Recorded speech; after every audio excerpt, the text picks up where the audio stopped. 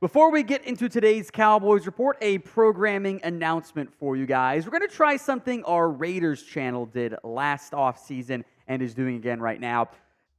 During our live shows for the next couple weeks, 2 months, whatever, before the preseason begins, we're going to simulate the Cowboys season Madden style. It'll be just like a watch party. We'll have giveaways, super chat menus, chances for me to do stupid human tricks and or maybe have a few too much to drink. That'll be done starting live on Monday, so make sure you guys tune in. We'll go game by game for the Cowboys season, sim it and react Madden style. First, some rumors for you guys. Mike Fisher reports the Cowboys could have interest in adding defensive tackle Linval Joseph to the Cowboys roster, which I do think makes some sense. Now, I'll make note, Mike did call this in the rumor category, so is worth mentioning there. Joseph has bounced around in recent years, has been a part-time, half-season player with both Buffalo and Philadelphia over the last 2 seasons. Not a ton of splashy impact plays. He does turn 36, by the way, in October. You're also not signing him to be a 5-sack guy or even a 5 TFL guy at this point. It's almost like, at this point, this Cowboys defensive line room, they need innings eaters on the pitching staff. They need guys that can go out there, give you 6 innings, allow 3 runs. They need those guys up front. And Joseph, most notably, has ties to Mike Zimmer. Spent a very long time together when he played for Minnesota from 2014 to 2019. Has only played for 5 teams in his NFL career. There's not that much left in the tank, but there's not much on this roster when it comes to the defensive tackle room. If you want to group into 3 techs and 1 techniques, right? Osa Odigizua, Chauncey Golston are 3 techniques. Denzel Daxon lost a lot of weight from what he was listed at. He still, I think, might end up being more of a nose guard. He was listed at 6'2", 335, but was barely above 300 come combine. I think he tried to cut weight to run faster.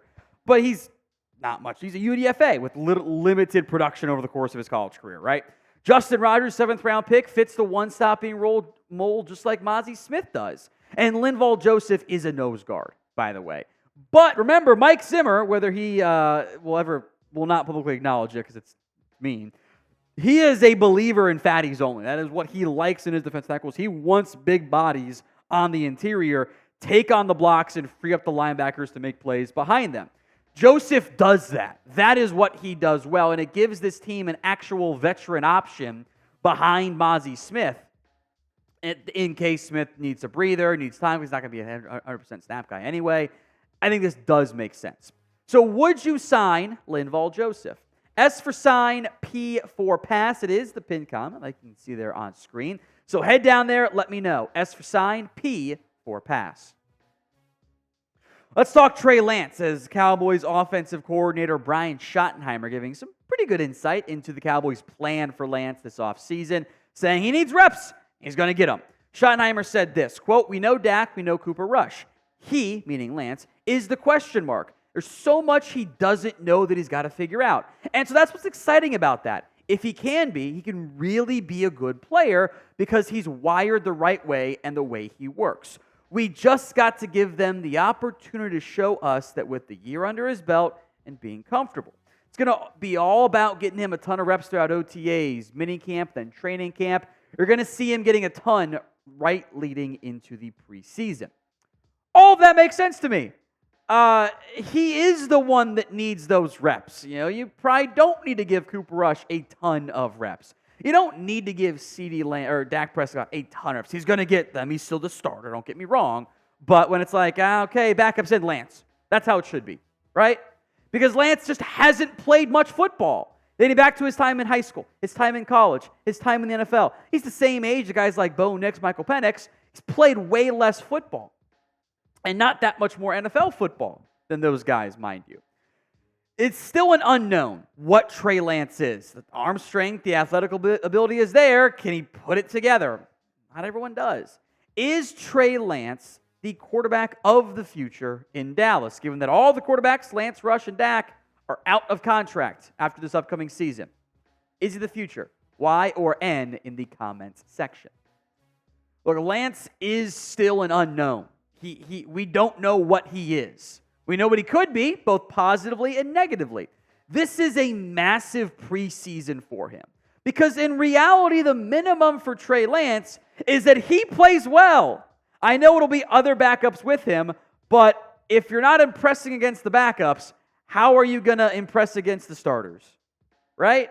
This is a critical preseason for him. And frankly, one of the more intriguing preseasons I can remember for the Cowboys since like the first one with Dak, because you have that unknown quarterback. You didn't really have it with Ben DiNucci, right, because of the weird COVID stuff there. So I am excited about this preseason schedule when I haven't been in recent years for the Cowboys. Here's the schedule, by the way. August 11th, Sunday, 4:25 p.m. Eastern. 10 p.m. Eastern on Saturday, 8:17. Producer Chris right now is shaking his head going, I don't want to do that. We're going to have to. Chargers, 4 p.m. Eastern, 8:24. We will be live for every single one of those preseason watch parties. So make sure you guys are subscribed. It'll be a very late night Saturday. I might be able to do bedtime for Olivia still. Hit that sub button to join us for that. YouTube.com/CowboysTV. One more story I wanted to get into this morning. We'll have another video this afternoon for you guys. Cutting Chauncey Golston, which you probably will know how I feel about this one based on what we just said about Linval Joseph.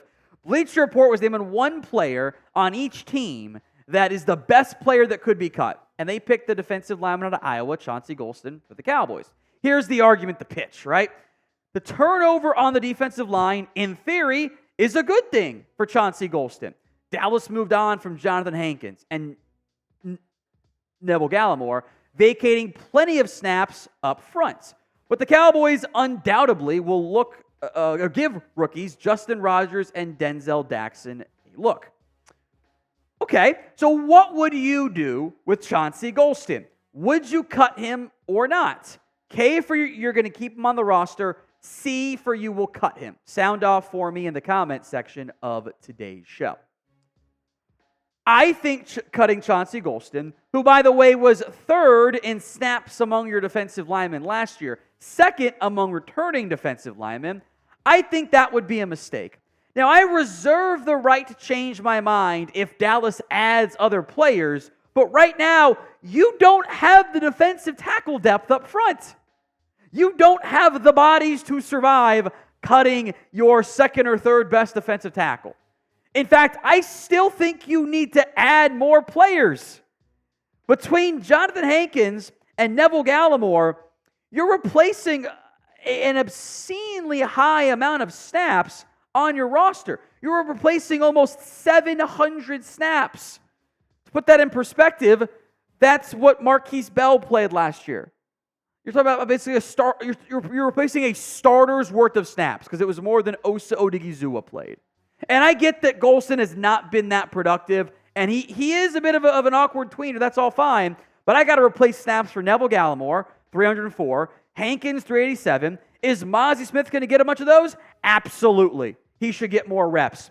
Where are the rest of those snaps going to come if I'm also replacing 322 from Golston? I like Justin Rogers as a nose guard. He can, Hankins can, take, let's say, Mozzie gets 400 something or other. Rogers can take 200 something. Okay. I still got to replace 304 from Neville Gallimore. Who's doing that on this team? Denzel Daxon, the UDFA, who, by the way, hasn't had a sack in 2 years, who had 27 tackles last year and a half tackle for loss at Illinois.